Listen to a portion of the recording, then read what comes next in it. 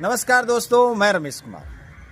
आज मैं आपको ईसवी सन, ईसा पूर्व या एडी या बीसी, ये जो टाइम की जो लाइन है ना, जो पेरेंट्स को और बच्चों को, मैं एक शिक्षक हूं इसलिए बात कह रहा हूं, सबको आनी चाहिए, क्योंकि बच्चों का ज्ञान इसी की वजह से बढ़ता है। और जो पेरेंट्स देख रहे हैं वो अपने बच्चों से इसकी चर्चा करना, ये बड़ी गजब की चीज बता रहा हूं। यदि आप सीखोगे तो मजा आ जाएगा सच में। हाँ, बात यूं है कि आज 2025 का साल चल रहा है। 2025 का साल है ना, इसका मतलब इसकी अगर गिनती करते 1 2 3 से आए हैं तो 2025 पर आए हैं। इसका मतलब जो पहला साल, पहला दिन, पहली तारीख जो थी वहां से लेके आज तक 2025 आ गए। यानी ये जो टाइम है ये 2025 का है।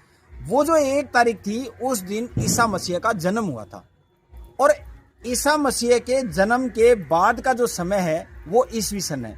इसको इंग्लिश में एडी कहते हैं, एनो डोमिनी।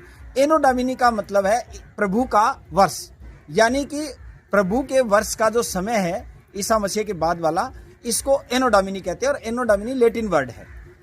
अब मैं आपको बताऊं कि ईसा मसीह के जन्म से जो पहले का जो टाइम है उसको हम कहते हैं ईसा पूर्व। यानी कि अब आप सोचिए कि अगर ईसा पूर्व से जो पहले का जो समय है वो उल्टा चलेगा, यानी इधर तो ईसा मसीह, मान लो इस तारीख को आज से 2025 साल पहले, 2025 वर्ष पहले ये तारीख 1 थी जहां से शुरुआत हुआ। इससे पहले का जो टाइम है वो ईसा पूर्व का है। अब इसको पढ़ने के लिए किताबों में कैसे पढ़ते हैं? ईसा पूर्व, यदि आपको 1 साल पहले की बात कर रहे हो ईसा पूर्व से, तो ये 2025 में वो टाइम 1 साल जुड़ेगा। अब आप देखिए, यानी 2025 2026 हो जाएगा अगर 1 साल आपने पहले वाला लिया तो। फिर आप 1 साल, 1 ईसा पूर्व, 2 ईसा पूर्व, यानी बिफोर क्राइस्ट, बीसी भी कहते हैं। इस प्रकार से पीछे जाएंगे। अब मैं आपको एक उदाहरण से समझाता हूं। 356 ईस्वी पूर्व सिकंदर का जन्म हुआ था। अब आप सोचिए, सिकंदर महान जो बहुत ही गजब के लीडर हुए हैं, आप जानते हैं दुनिया में, उसका जन्म ईसा मसीह के जन्म से 356 वर्ष पूर्व हुआ था।